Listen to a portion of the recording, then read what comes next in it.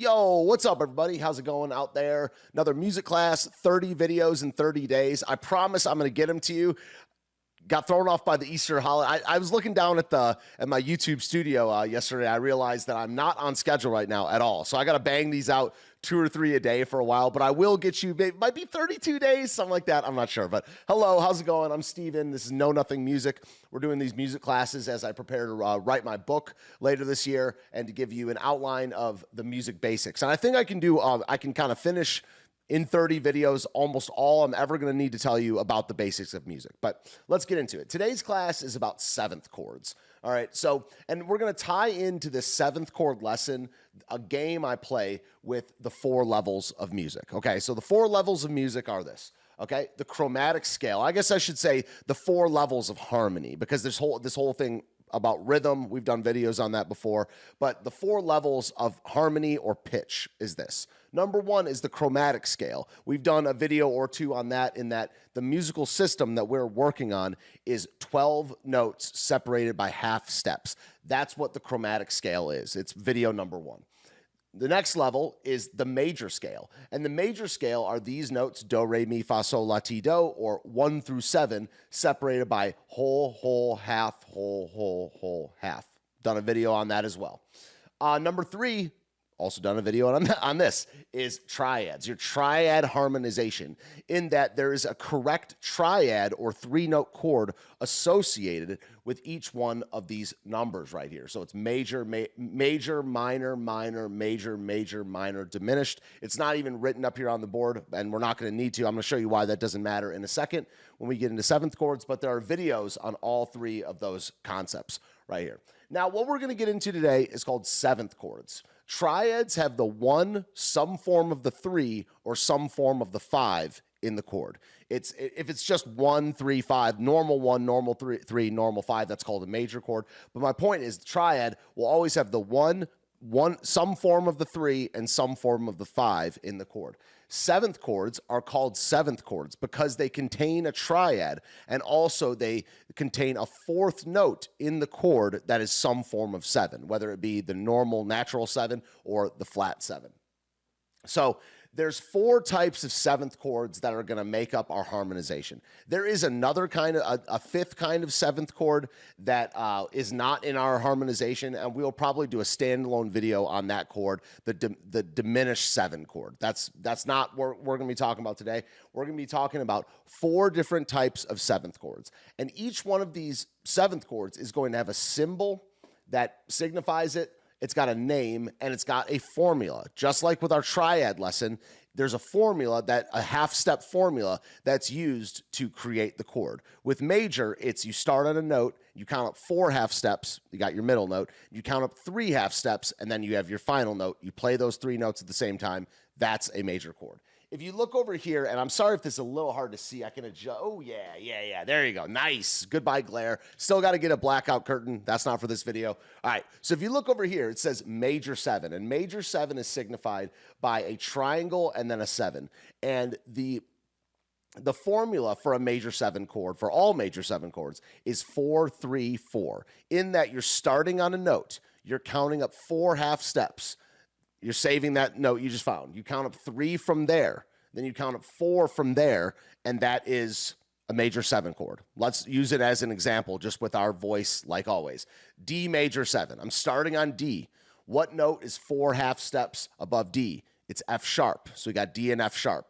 What is 3 above F sharp? It's A. Okay, F sharp. You're on F sharp, G, G sharp, A. Okay, and now just notice, I'm going to talk about this a little bit more later, is we have now created a major triad. So each one of these 7th chords start with some sort of triad. I mean, a major 7 has a major triad, 4, 3. We learned this in another video. And then you're counting up 4 from that top note to have a 4th note in the chord, and that's going to be why it's called a major 7, okay? So 4, 3, 4, let's start D over. D, up 4 is F sharp. Up 3 is A. Up 4 is C sharp, okay? And just like always, we just learned 12 different chords because that formula is going to be applied to every single note, every single major 7 chord, okay? So it's not going to be the same shape. As it's not going to be like in a C major 7, it's all white keys. It's C, E, G, B. It's not going to be that same shape every time. You're not.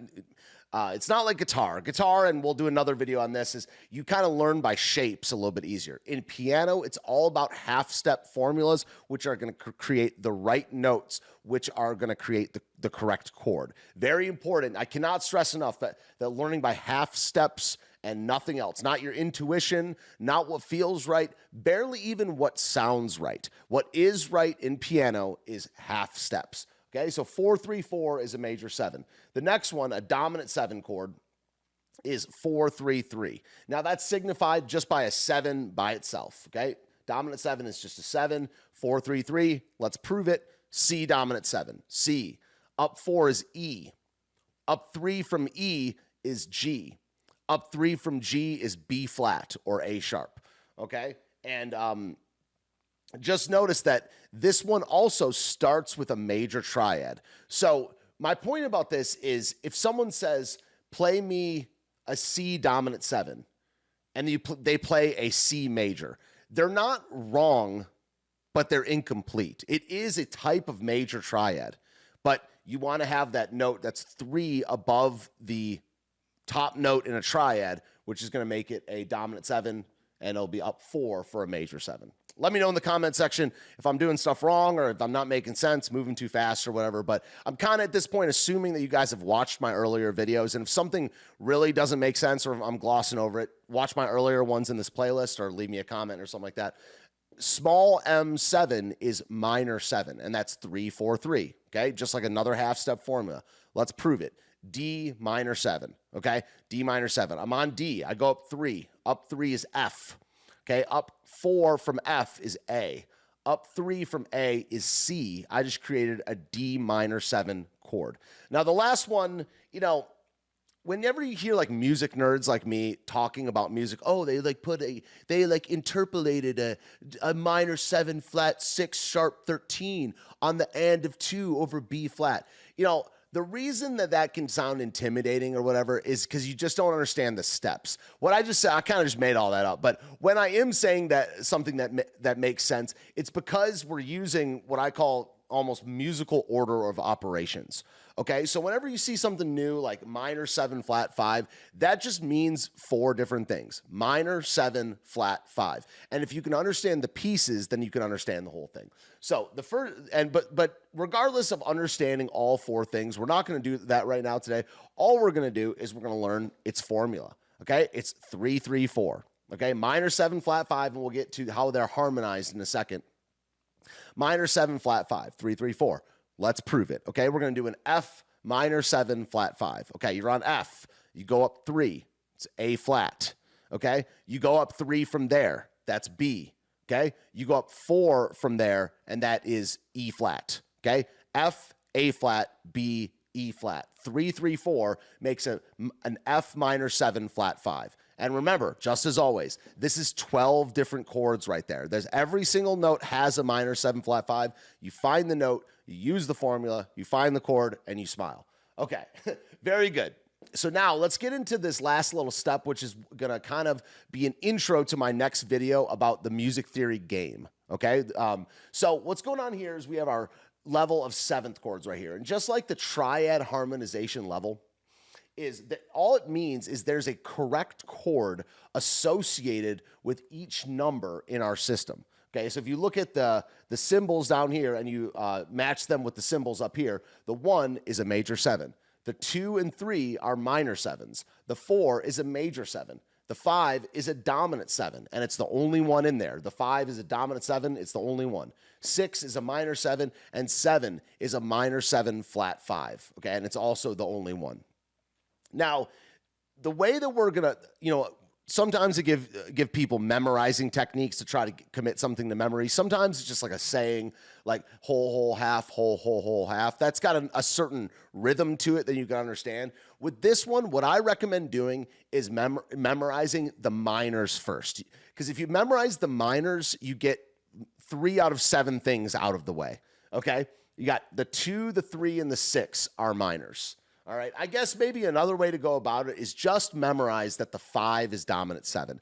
knowing that that 5 is the dominant 7 is one of the most helpful things when you get into the jazz realm of figuring out what key you're in and what the function of things are. But either way, you can go. I'm just going to memorize today that 2, 3, and 6 are minor 7. Then you can memorize that 1 and 4 are major 7. Then you can understand that there are 2 weird ones, 2 outliers. The 5 is dominant 7, and the 7 is minor 7 flat 5.